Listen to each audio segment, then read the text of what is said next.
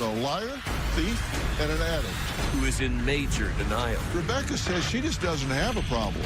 We've lost custody of your daughter not once but twice. Because my friend died at my house. You're in the middle of a conversation with me, and then you just start leaning forward. Exit. Rebecca, if you're going to make a dramatic exit, you need to go down the aisle. Let's do it. Have a good show, everybody. Here we go. This is a safe place to talk about hard things. Stand by. We'll count you down. Today is going to be a changing day in your life. 5, 4. Get ready to take care of you.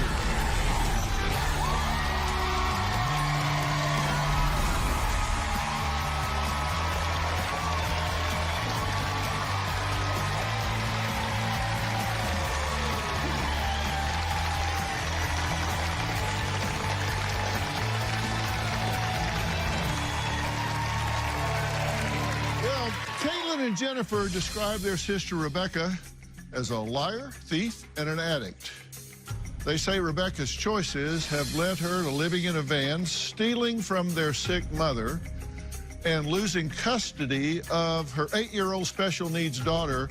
But Rebecca says she doesn't believe she has a problem and that all of her drugs are provided by doctors. So what's the problem?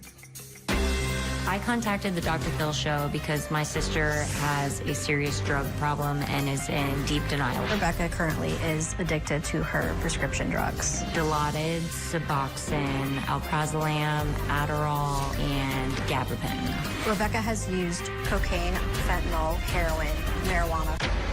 When Rebecca takes a drug test, it lights up like a Christmas tree. But that's okay because she's prescribed all of those narcotics. So in her eyes, she doesn't have a problem at all. She does not take her prescription drugs the way she's supposed to. She injects them. She has put them in her rectum. She also has snorted them. Rebecca has lost custody of her daughter twice. One of Becca's friends overdosed at her house and passed away. CPS got involved and she tested positive for fentanyl. Rebecca's daughter, Harper, was in the house. That's why they took her away. My mom was able to get her back because she made Rebecca leave. Her daughter's father passed away 2 years ago from an infection due to drug use. Rebecca lives in her minivan most of the time. She has stayed with me and she was super out of it and we would just start nodding out. Her addiction affects the entire family. I don't want my kids to be exposed to her. They don't want to either. Something she likes to say a lot is, gosh, everything bad always happens to me. Oh, my life is so hard. Oh, I started using drugs because I had such a rough childhood. And I'm like, I had the same childhood as you. And I'm just fine. Okay, Caitlin, Jennifer, it's good to meet you both. Nice to meet you. Do you think she really doesn't know she has an issue here? I think deep down she knows, but I don't think she'll say it out loud or admit to having a problem. We do pre-interviews and ask you guys a lot of questions. Here's what she has said to us. She says that she's coming here because you wrote, not because she felt like she needed any help. But she says she's coming here because of her struggles with her daughter's father being deceased, because she has an autistic child, and because she's being essentially homeless. And then she gave us a bumper sticker. She said, "Don't judge me from my past. I don't live there anymore." That's a good one. Yeah, it was like a bumper sticker. Right. It's clever, but has nothing to do with the reality of her life because she's living exactly the way she's been living for years, right? Exactly. And when she's lost her daughter, what does she say about it? She just makes excuses. It's never her fault. It's because something happened to her, and that, you know, she's being railroaded. She says you guys are just judgmental, that you should stand in her shoes, that you haven't lost a loved one the way she has, and that if you were in her shoes, you would understand why she needs these prescriptions and that she gets them from a doctor. Last time she lost her daughter, she tested positive for fentanyl. Yes, sir. Yes. And does she say that was prescribed? No. She doesn't know how it happened. She said that when she was giving the person CPR, that it must have gotten to her skin somehow because he had overdosed on fentanyl. Yeah. Yeah, I hate it when that happens. right. Now, we have a picture of her hand, and she says that this is some kind of lupus or spider bite, or she has these explanations. I've been doing this a long time. This looks to me like she's shooting up between her fingers and it's getting infected and starting to spread and could easily go septic. Yes. What do you say? What do you tell her when you see this? Well, me personally, I tell her, I'm like, I know what this is from. It's from you know, using needles. And she's like, oh, no, it's not, Caitlin. Do they give her a prescription for pain for this? Yep. Yes. Oh, there we go. Coming up, Caitlin and Jennifer say their mother, Kathy, is the #1 enabler in Rebecca's life. So we're going to add her to this conversation when we come back. And we're going to talk about the fact that she may be doing something that actually is fatal, a deadly cocktail. We'll be right back.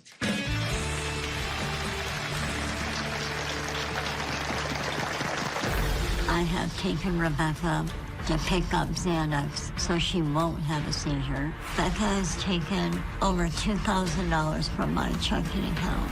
I love Rebecca, but I hate almost everything about her. And later, No, I'm not feeling very well. Okay, I'll call a member of your family, okay? I'll call you back. That's interesting. You don't remember that? Rebecca, if you're going to make a dramatic exit, you need to go down the aisle here. Tomorrow. Just how bad is homelessness in America? It's an epidemic. There's camps everywhere. Why is it getting worse? Our safety net has been devastated. We need to address mental health. Children are not able to walk to school without stepping on drug paraphernalia. If I was having a hard time, I would hope to God I wouldn't be put out in the freaking street. That's tomorrow. Then, on Monday, she's 73 and raising another grandchild. This was not your life plan. You can write enabler on me. I know what I am. Yeah, I've got a Sharpie. Don't tempt me. That's Monday. My mom is 100% the biggest enabler I've ever met in my life. My mother is financially supporting my sister's daughter, Harper. Harper is on the spectrum. I have 2 children myself who are also on the spectrum. It is not easy by any means. My mom is not a healthy woman, so it's very hard for her to take care of Harper. I don't think my mom at her age should be having to do that.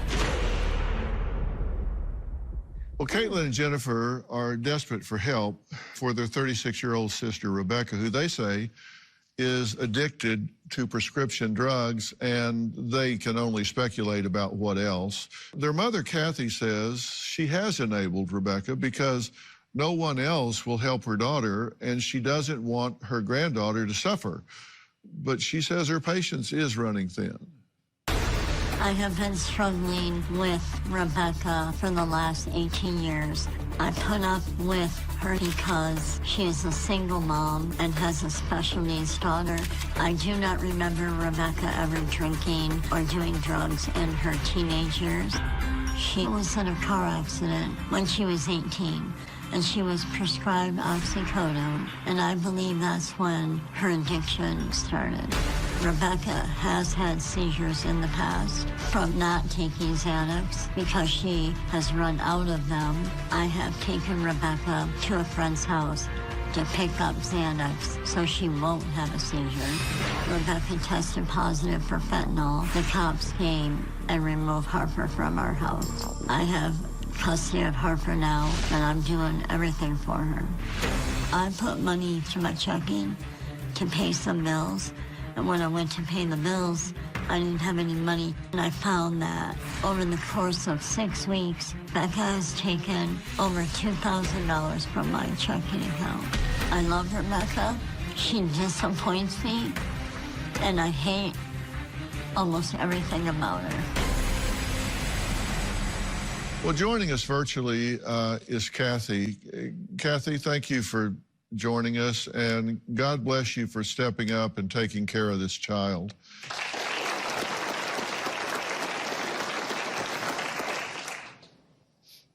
What is your biggest concern for your daughter, Rebecca? That she'll die. And do you think that she has any awareness of the risk and doesn't care, or do you think she's actually in denial and thinks that what she's doing is okay? I think she's in denial and thinks what she's doing is okay, and she thinks she's better than she used to be. How often does she come and see her daughter? 3 to 5 times a week. We go bowling, we've gone to visit our cousins and played on the playground, go to Chuck E. Cheese out to eat. She plays with her. She is like the grandmother while I am the mother. Okay. She doesn't do the daily grind things with her? No. That's up to you. Right now, yes. But it shouldn't be my 100% responsibility. She needs to be responsible for her child. And in the state she's in, she can't do it. Now, according to the family, you've spent $100,000 on Rebecca, provided her shelter, food, paid her bills, car repairs. You do care for the daughter. You've paid her lawyer fees when she's in trouble, and you don't really hold her feet to the fire when she does things that she should be accountable for. Do you think that's helping her, or do you think it's making it easier for her to continue this self-destructive lifestyle? A little bit of both. My main goal is to always help Harper. But in helping Harper, I think she needs to be around her mom. So I tolerate and put up with Rebecca and what she does. I tolerate. So you feel like you're putting up with this because it at least keeps her in the orbit of her daughter? Yes. If you didn't do that, you think she would completely withdraw and you just wouldn't see her? Harper would be the one that would suffer. Uh-huh. Because you think she wouldn't come around as much? Not if I didn't let her. If I said you can't. Right. Harper would be the one that would suffer for that.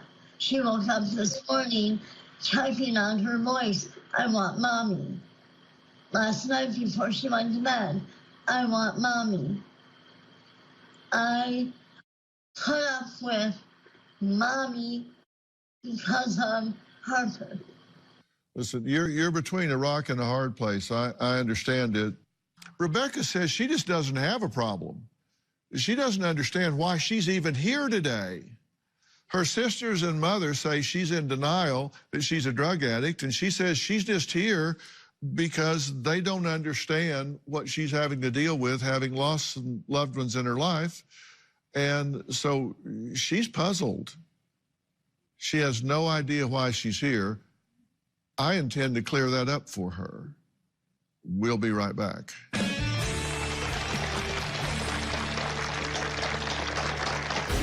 I did have an issue with pain pills, but that was years ago. I take hydromorphone, gabapentin, amoxicillin. This is Adderall, and then this is buprenorphine. If I wasn't on my pain medicine, I wouldn't be able to get out of bed in the morning. As of right now, I feel like Becca does not put her daughter first. I think that she chooses drugs over her daughter. When Harper was born, they had to keep her in the hospital. It was told to me that she was born with some breathing problems. Come to find out, she was being weaned off Subutex. I think Becca is capable of being a great mother, but Harper needs consistency, and she needs her mom to be there for her. Caitlin, Jennifer, and Kathy all say Rebecca is in complete denial that her life is a disaster and that she is a drug addict. Rebecca says her family is judgmental and is just simply holding her past against her. She says she has moved on. She says she's gone through a lot of loss in her life, and the only thing she wants is to get her daughter back. I'm confused about why I'm here. I think I was a bad person in a past life. That's the family joke. I did have an issue with pain pills, but that was years ago. Just like my favorite quote, don't judge me by my past because I don't live there anymore. I've lost so many people, I need a pen and paper to write it down. All my friends are dead. Losing my daughter's father was really, really hard. I haven't had time to grieve because it's one person after another after another. Recently, my friend overdosed and ended up dying. He was sitting in my zebra print chair snoring, but then something just didn't sound right, so I called 911. They said that he was brain dead. He took some type of non-narcotic muscle relaxer. I know that he took one of those because he told me. I lost my train of thought. Because my daughter was at the house during this incident, they took her from my custody. They drug tested me, claimed I tested positive for fentanyl. Because I live with my mom, I'm not allowed to reside with my daughter and my mom. So I have been living in my van. So here's my van. I usually try to sleep right here. If I wasn't on my pain medicine, I wouldn't be able to get out of bed in the morning. I take hydromorphone, which is Dilaudid, for pain for my fingers. This is gabapentin for depression, and it also can be used for my sciatica. This is my amoxicillin, because I just had my teeth pulled. This is Adderall. It is for my ADD. And then this is buprenorphine, which is also Subutex. If I don't have my Xanax, I'll have a seizure. So when I first get them, I break it in half and hide them somewhere. So if anything happens to the bottle, then I'll have those just in case.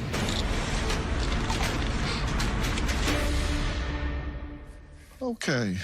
You say that they're putting you in a frame of who you used to be, not who you are. I've said that, yes. Yeah. I'm kind of confused, to be honest, about just everything that's going on. Or, Okay. you know, like my sister told me that she wrote to you. I mean, I don't know what the premise of the show is. You know, my sister obviously is concerned about what happened with my daughter, and that was, I don't know if that's been talked about. That was really... We have talked about the fact that you've lost custody of your daughter not once, not twice, but 3 times. That's very unusual. Why is that happening? I believe she was only taken twice, not 3 times. And the first time, her father was alive then. And I believe what happened, someone called maliciously. They came out. I tested negative for all drugs. And I believe Jonathan tested positive for something. Why can't you be with her now? What they're saying is my friend, he came over. I've known him for 20 years. He drank chocolate milk, and the next thing you know, he's like snoring. He sounded funny. I screamed for my mom. She had just gotten home. And we called 911. He went to the hospital, and they said he had a heart attack, and he was brain dead 3 days later. So that's what they're saying. It's an overdose, but I never knew him to do that kind of thing at all. It's really hard to talk about that day. The bottom line is I love my daughter very much. I've dealt with losing one person after another after another.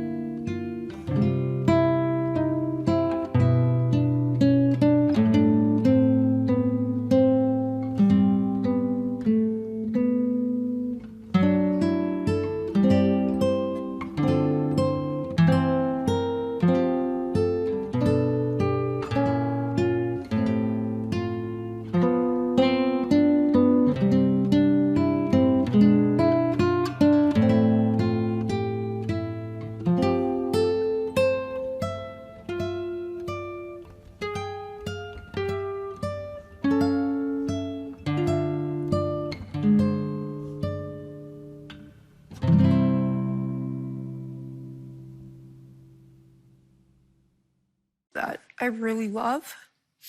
And I'm doing everything. Like, a lot of people that, you know, like my case manager, for example, she's never seen anybody be so proactive in getting their child back. I called and called and called every single day to try to figure out what to do. But when Jonathan was alive, his father had passed away, so he was really going through it. They took our daughter. Then they made me leave the home because they said, I mean, I don't really know the reason. You don't know why they asked you to leave, why they said you had to leave? Apparently, they claimed that me and him were not good together. But if we were married, you know, I don't see why they would separate us. But he was grieving to the point where he started, you know, using drugs. And okay. I don't believe that you lost custody of your daughter and don't know why. I'm trying to explain that. And you don't know why. I feel like I'm being attacked by you. I respect you a lot. I'm asking you a common sense question. Closed captioning provided by... I don't believe that you lost custody of your daughter and don't know why. They make you do a case plan, and part of our case plan was we were not allowed to be together. So he was grieving the death of his father, our daughter being gone. Okay, but they took her away from you. From the both of us. No, you. They didn't say you can't be with him. They said she couldn't be with you. You don't know why they said she couldn't be with you. So I'm trying to explain that. Yes. And you don't know why. I feel like I'm being attacked by you. I respect you a lot. I'm asking you a common sense question. Do you know why they said? Because my friend died at my house. We were talking about the time before. They said you, the mother, could not be with the child. I just want to know if you know why. No, actually, I don't know. That's not a hard question. That's not an attack. That's a simple question. Now I understand what you mean. I have no idea. They said because we're together that, you know, they took her. I didn't test positive for anything. I did everything they asked me to do, passed all their drug tests, did everything. That's when not that how happened. That's not how that works.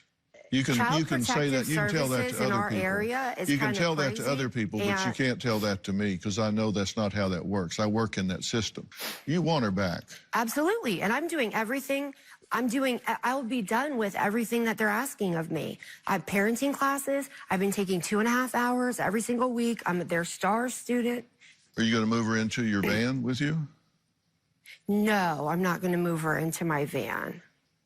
That was a cheap shot, Dr. Phil.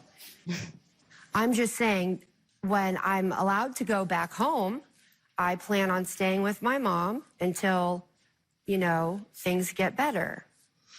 So you think they're going to say, okay, we give you a clean bill of health so you can now move in with your mother who's raising your daughter? My mom is like a second parent to her, and I believe a child should be in a home with 2 loving adults, you know? If possible, yeah. Yeah, of course. Caitlin and Jennifer say that their sister doctor shops, and in order to get all of her prescriptions and say what she's doing is illegal, I say if she is doing that, it's highly dangerous. We'll talk about that when we come back.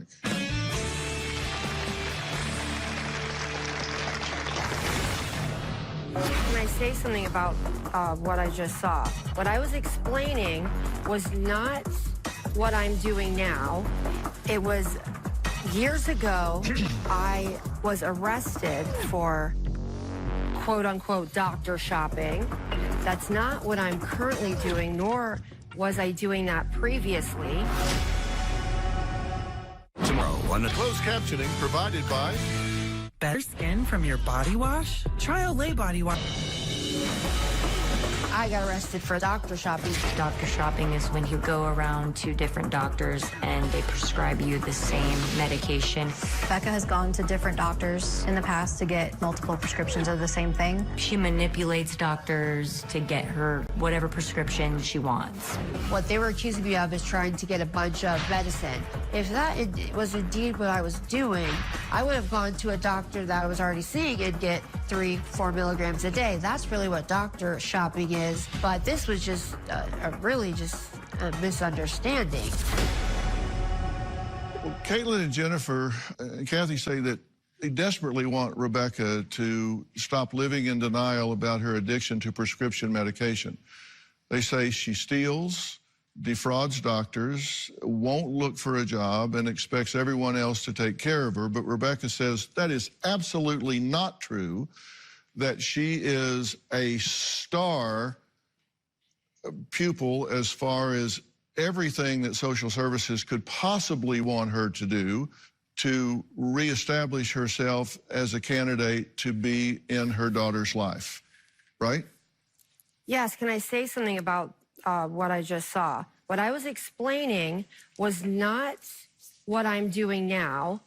It was years ago, I was arrested for quote unquote doctor shopping. That's not what I'm currently doing, nor was I doing that previously. If you want me to explain so it can be understood by everyone, I went to my normal doctor. I've been on, Xanax. I've had anxiety since I was 15 years old. I went to my normal doctor for that. I went to my primary care doctor, having bronchitis. My mom was with me, she can tell you. And when I was in between my psychiatrist, he would intermittently give me Xanax. And then we leave, we go to the pharmacist, and he told me that, after I filled the prescriptions, I'm like, why is there Xanax in here? It's a very small amount. The whole bottle was 8 milligrams in total. Now, if I was doctor shopping, I take 4 milligrams of Xanax a day. That just sounds silly. But there's a system in place to prevent people from doing this doctor shopping, going and getting a bunch of pills at pill mills. And that system, I guess, failed me. 2 years later, they arrested me for that. So I felt like that wasn't very fair. And you're now taking Dilaudid, Xanax, Adderall, and Subutex? Yes, I am. Okay, and we asked you who you were getting those prescriptions from, and you said you could only remember one of the doctors. No, that is not true. I don't know. That is true. I have it recorded. But maybe verbatim. That's when I was, when you may not remember, because during our pre-interview, Rebecca, you weren't making a lot of sense during some of our pre-interviews, so maybe you don't remember, because this is part of our conversation during the pre-interview, because we record these. Let's listen to this. Okay. Okay, and so I know you said sometimes your mom puts you down. What did she say to you? Rebecca? I'm here. Hello?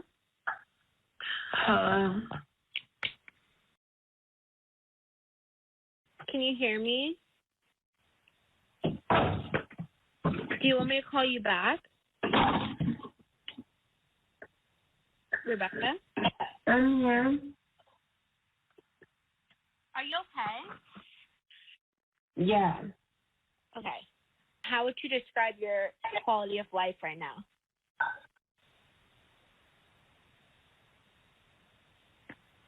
Okay, Rebecca, do you want me to call you back? Yeah. Okay. Are you feeling okay? No. Okay, is something going on? Like, do you need medical assistance or something? No, I'm not feeling very well. Okay, I'll call a member of your family, okay? I'll call you back. Okay.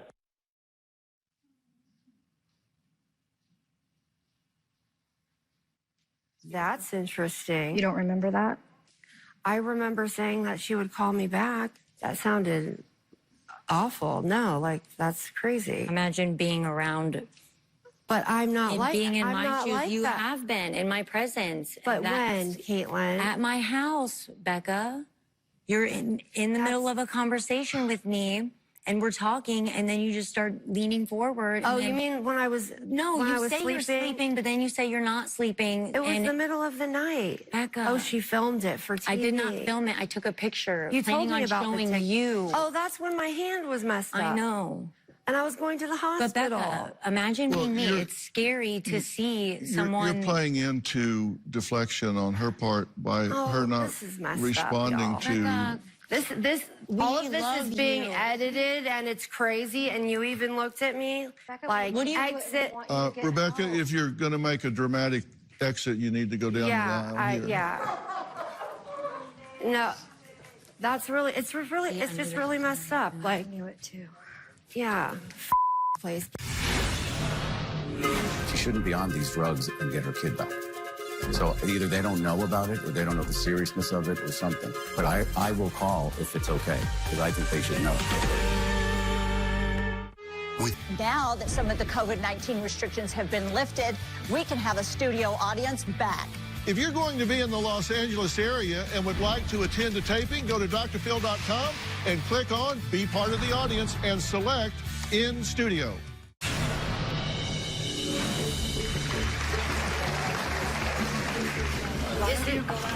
No, absolutely not.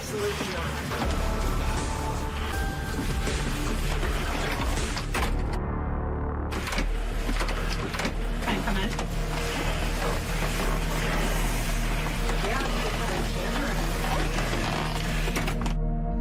If you're trying to help me, get that camera out. Get that camera away. All right, we need to stop recording. She's not coming back out. So it's a wrap, guys. We're done. I'm introducing Dr. Charles Sophie. He is a psychiatrist. He's former medical director of the LA County Department of Child and Family Services. I'm only bringing that up because it's the system that we were talking about. He's the expert. And Dr. Sophie says that Rebecca's prescriptions are, in fact, a deadly cocktail. What do you mean by that? More than one together or two or three together is deadly. I mean, Subutex is a blocker of her opioid receptors in her brain. So she's not going to feel pain. She's going to keep, it's not going to, the Dilaudid isn't going to work. She's going to keep taking Dilaudid until she gets rid of the pain, but it's never going to be felt. She could overdose on Dilaudid just by trying to get rid of pain. That's never going to go because it's blocked. Those two drugs alone are dangerous together because they do opposite things. The gabapentin is an anti-seizure drug. It's not necessarily for depression. So she's not going to have a seizure with the gabapentin, so she can take more and more Xanax and never have a seizure, or be without it and have a seizure and die and not know she's having a seizure necessarily because it's covered by the GABA. So you have all these drugs doing opposite things to each other. So no properly trained physician would ever prescribe that list of medications together. Correct. And with this particular list of prescriptions here, the effects are organ deterioration, coma, death, sedation, loss of appetite, confusion, heart failure, liver failure. All of these things combine to really destroy the person's health. And you heard her talking on the phone. She was in a complete altered state of consciousness. Yes. She's What's your read of that? Well, yes, on the phone, absolutely. And I'm not sure she's not in the same state or similar today. It's all addict behavior. And I can't imagine any child welfare agency would not be doing something about her drug use before she gets her kid back. She shouldn't be on these drugs and get her kid back. Yeah. So either they don't know about it or they don't know the seriousness of it or something. But I will call if it's okay, because I think they should know. She is doctor hopping because no one psychiatrist, internist, or whoever would prescribe this list of medications because it is a deadly cocktail. Caitlin, Jennifer, and Kathy say they want to give Rebecca an ultimatum. Now, she's walked off. Maybe she'll come back. Maybe she won't. But somebody needs to get her attention. We'll be right back.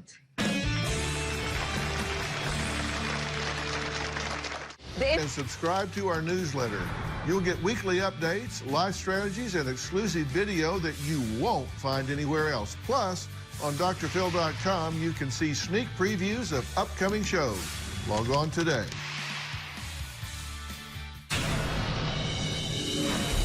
I have something that's called lupus anticoagulant clotting disorder.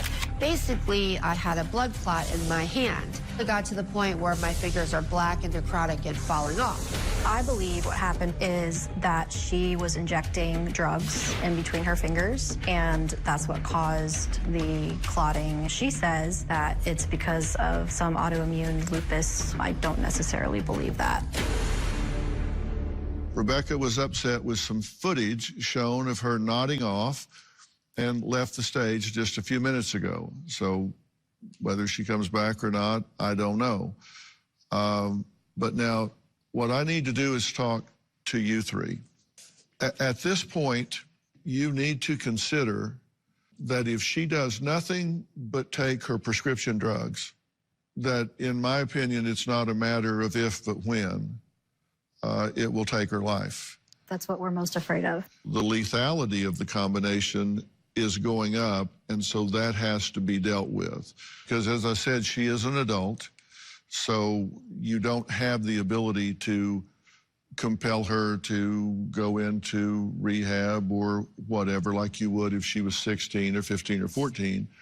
But you do have the option to move to do a 5150 or a Baker Act, whatever it's called in your state, to have an involuntary commitment where they will hold her for up to 72 hours for evaluation to determine whether she's a danger to herself or others. And if given her history and the fact that she acknowledges taking these drugs, I think she meets criteria.